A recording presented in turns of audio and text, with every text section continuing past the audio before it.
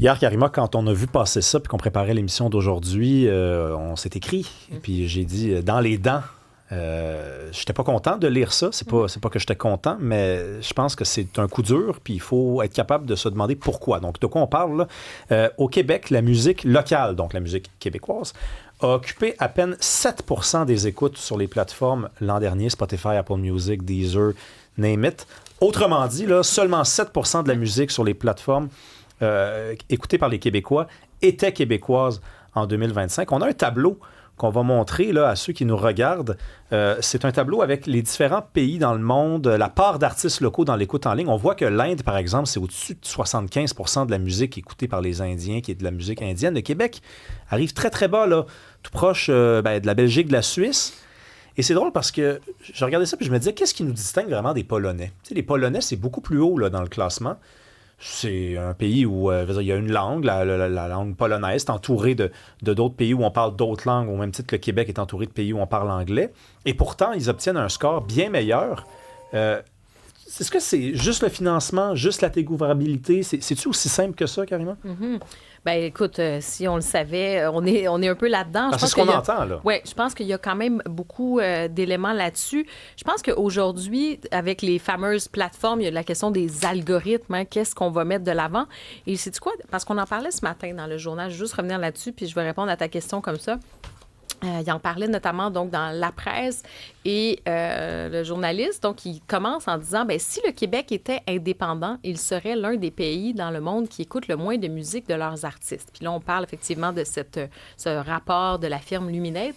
Puis je me suis dit, sais-tu quoi? On le sait pas, en fait. Peut-être qu'on en écouterait plus. Parce que moi, j'ai eu la réflexion en me disant, on est quand même noyé dans ce contexte, les algorithmes au Canada, avec, évidemment, l'hégémonie culturelle américaine. Donc, est-ce que si, exemple, le Québec était un pays indépendant, il y aurait comme une valorisation un peu plus des artistes locaux, des artistes québécois, parce que tu es dans un pays, là, tu me fais référence donc à la Pologne. À la Pologne, bien, je veux dire, c'est un pays, ils mettent de l'avant leurs artistes. Parce que moi, je trouve quand même que on a cet amour-là des artistes québécois. Regarde les spectacles, les gens, on a des artistes qu'on adore, les gens vont voir des spectacles. Là, on parle de l'écoute sur des plateformes américaines hégémoniques avec cette offensive un peu culturelle qui est peut-être consciente, inconsciente. Et ensuite, tu as tout un autre aspect sur lequel je pense qu'on peut travailler, là, sur la découvrabilité. Il y a une loi qui a été mise en œuvre. On verra les effets de ça. Est-ce que ça va vraiment avoir un impact? Donc, bref, cette prémisse de dire, bien, regarde, dans l'état actuel des choses, je suis pas sûre, en fait. Peut-être que ça aiderait. Mais pas un mot sur la qualité. C'est quand même incroyable. J'ai pas dit qu'il n'y a pas, on peut peut-être en débattre, mais moi, je trouve qu'on a des super artistes quand même au Québec. Là. Mais je le pense aussi, mais je veux dire, Pierre-Luc Briand qui est avec nous, acteur et musicien, bonjour. Bonjour. Je suis obligé de poser la question. Je veux dire, j'aime la culture québécoise, je vais voir des shows, je suis un indépendantiste, c'est connu, j'aime Mais je veux dire, si les gens n'écoutent pas la musique québécoise, c'est sûr que ça doit faire partie de la discussion, là, à savoir s'ils aiment pas ça ou pas. C'est au moins une des réponses, là. Ben, je pense que ça va au-delà de aimer ça ou pas aimer ça. Il y a plusieurs pistes dans tout ça. Karima parlait de la découvrabilité. En ce moment, on est en train de pitcher, en bon latin, des chansons dans un lot d'algorithmes, ces grandes plateformes-là, puis ils sont appelés à être noyés comme une goutte d'eau dans l'océan, parce qu'il n'y a pas d'infrastructures qui font en sorte qu'on force au moins, ou en tout cas qu'on encourage à mettre de l'avant cette musique-là sur les plateformes. Tout ça pour la simple et bonne raison qu'on n'a pas les leviers politiques pour le faire. On est pris avec une instance qui s'appelle le CRTC, qui est absolument complètement inefficace.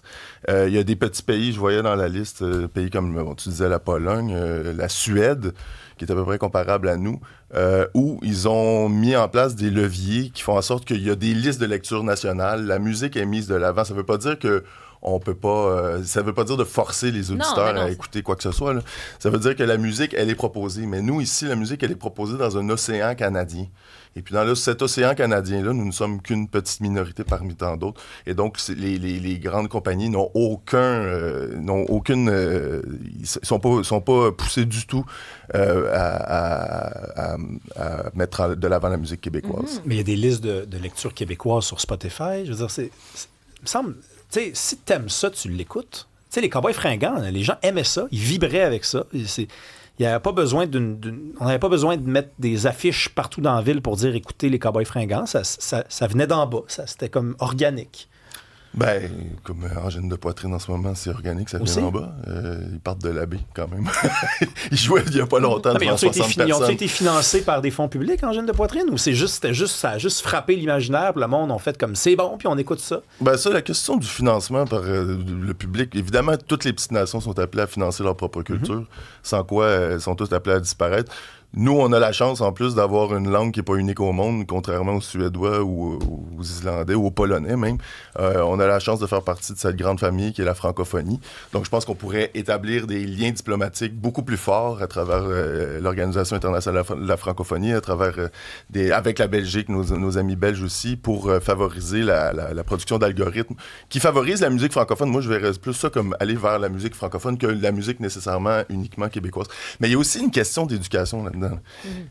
J'ai été marqué à la Saint-Jean, où je t'ai rencontré d'ailleurs, au Parc Maisonneuve.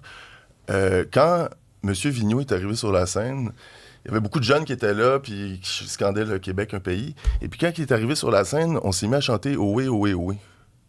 Ça m'a troublé, mais pas parce que je trouve que ces gens-là chantaient pas une belle chanson, tout ça, là, j'accuse pas personne, mais c'est que il y a ce patriarche qui est là devant nous, et puis les jeunes, on voit que les jeunes ne l'ont pas connu. Et pourquoi ils le connaissent pas? Pourquoi? Parce que, d'après moi, il aurait dû se mettre à entonner naturellement « Jean du pays » devant Gilles Vigneault, ou « Les gens de mon pays », ou une autre chanson, mais mon Dieu, donc ils n'ont jamais appris qui était Gilles Vigneault à l'école. On ne leur a pas transmis. Et on a failli à la transmission de notre culture et on y faillit encore. Depuis trop longtemps, je pense qu'il va falloir reprendre les rênes de l'éducation des jeunes. On ne peut pas sortir, comme un Polonais ne peut pas sortir de l'école sans savoir c'est qui Chopin. On ne peut pas sortir de l'école, de faire tout son cursus scolaire sans savoir qui est Gilles Vigneault. J'ai été cet automne, ce printemps, dans une école à forte majorité immigrante, une école secondaire. Et puis les jeunes ne connaissaient rien du tout à la culture québécoise, mais on faisait des ateliers. Mais quand ils découvrent, ils deviennent les yeux gros comme des 2 piastres. Ils sont complètement fascinés parce qu'ils voient aussi que c'est une culture qui s'exporte. Ils voient que c'est une grande culture. Parce que ça les sort de l'idée que notre culture est folklorique. Puis là, je parle des gens issus de l'immigration, mais combien de gens qui habitent depuis des générations au Québec trouvent leur culture poche? Souvent, moi, sur les réseaux sociaux, quand je sors des trucs sur la culture, on me dit « mais la culture québécoise, c'est bon rien ». Quel État sur la Terre en arrive à ce que certains de ses citoyens détestent leur propre culture? Je serais curieux de voir, peut-être que ça existe, peut-être qu'en Islande, il y a des Islandais qui trouvent ça bien poche, la culture islandaise, mais je serais fort surpris. Je serais surpris aussi. Oui, et en plus, je peux t'en parler, parce que je passe quand même une bonne partie de l'année en France, et à quel point quand même, les chanteurs québécois ont encore la cote, puis ils ont cette cote d'amour-là. Quand je vais, je parle avec des Français, ils me parlent des artistes québécois. Il y a comme cet appétit, reconnaissent la voix, la particularité. Puis c'est vrai que des fois, je trouve qu'on est un peu dur. Et peut-être juste se rappeler, ça fait référence à ce que tu disais, Rémi. Oui, mais c'est la qualité, tout ça. Puis on pourra parler de qu'est-ce qu'on peut faire pour améliorer un peu notre palmarès d'écoute. On parle de l'époque du CD. On dit que les albums québécois représentaient chaque année entre 40 et 50 % des ventes. Et pourquoi? C'est le directeur à la disque, le directeur des affaires publiques et à la recherche à la disque, Simon Classe, qui dit pourquoi c'est sur les plateformes, on est à moins de 10 % d'écoute. Donc, à un moment donné, c'est pas vrai que c'est juste une question qu'on n'aime pas, puis que c'est pas bon, puis que tout ce qu'on fait, c'est pourri, là.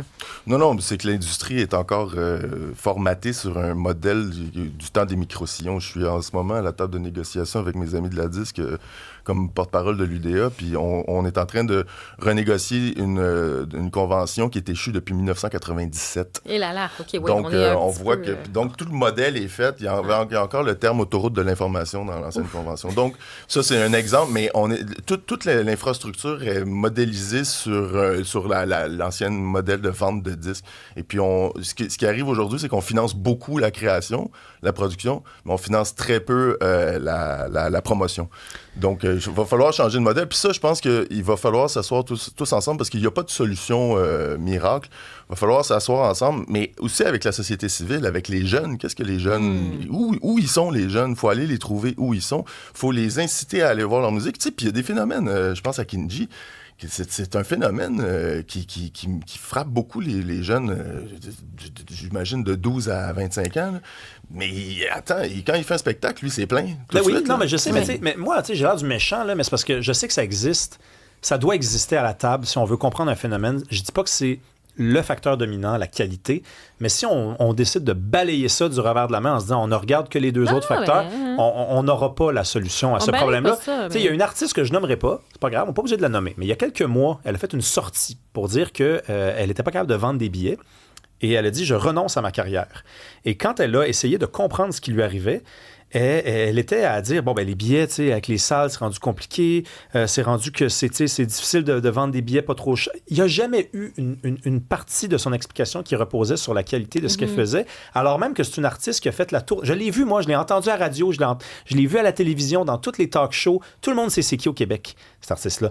Donc, à un moment donné, t'es pas une victime à 100%. C'est pas possible. C'est un peu la loi de l'offre et de la demande. Si les gens, ils veulent aller voir ton show, honnêtement, ils vont y aller. Là. Il y en a des artistes qui remplissent des salles au Québec.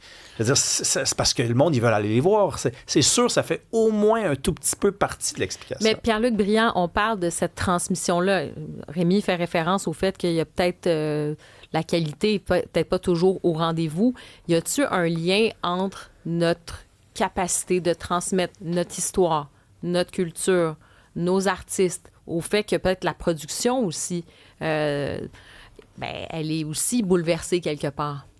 Dans quel sens? C'est-à-dire que peut-être qu'à ce moment-là, ce qu'on va écouter dans la production québécoise, ça va peut-être ressembler à ce qu'on pourrait entendre aux États-Unis ou, peut-être qu'il y a peut-être un son québécois, j'allais dire, qui est peut-être moins là parce que on est moins dans cette transmission.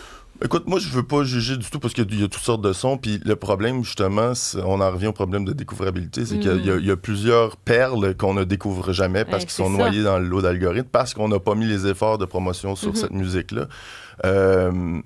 Non, je pense qu'il y a un enjeu de... va falloir revoir... Il y a plein de rapports qui sont sortis sur la question. Sont un peu abstraits souvent, donc il va falloir trouver des solutions propres, des solutions concrètes et qui sont explicables aussi facilement au public.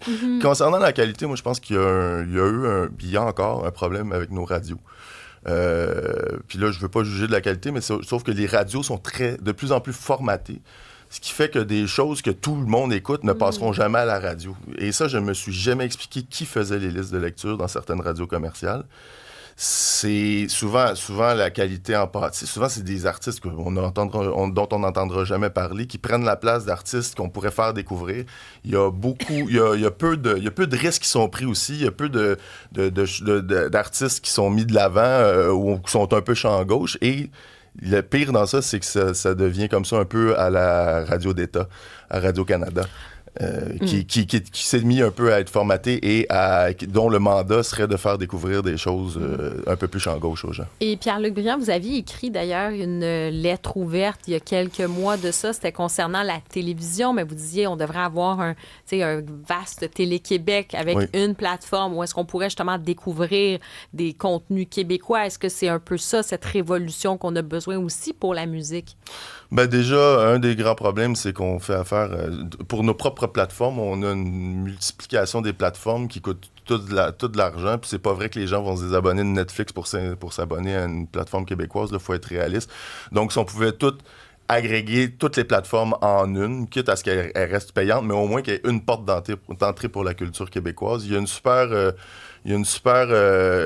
plateforme qui a été mise en place par la SPAC, la Société professionnelle des auteurs-compositeurs, qui s'appelle MusiQC, qui pourrait être intégrée aux plateformes aussi, où c'est que de la musique québécoise avec des algorithmes qui ne concernent que la musique québécoise ou francophone en général. Mais je pense que une porte d'entrée pour la culture québécoise serait bien. Puis je pense aussi que de pouvoir diriger nos propres leviers et d'arrêter d'être noyé dans un Canada qui se fiche complètement de nous et qui contrôle et les droits d'auteur de façon ma foi, de piètre façon, et aussi la régulation des plateformes et de tous les GAFAM de ce monde. Et eux autres aussi sont encore au Moyen-Âge, là, sont encore sur la télé conventionnelle, puis là, ils ont pris un peu leur courage à deux mains. Ils avaient imposé 15% de contenu canadien aux plateformes, aux GAFAM en général, et puis c'est M. Mark Carney qui les a fait reculer. Voilà. Fait que c'est là qu'on en est. Merci Pierre Bigrand. Là, quand est-ce qu'on va savoir si vous allez vous présenter? Là? Quand est-ce que ça s'en vient? Il y aura peut-être des annonces. Parti libéral du Québec? Je pense aux conservateurs ou au PQ, mais dans Westmount. Dans Westmount. Merci beaucoup Pierre Bigrand. Merci.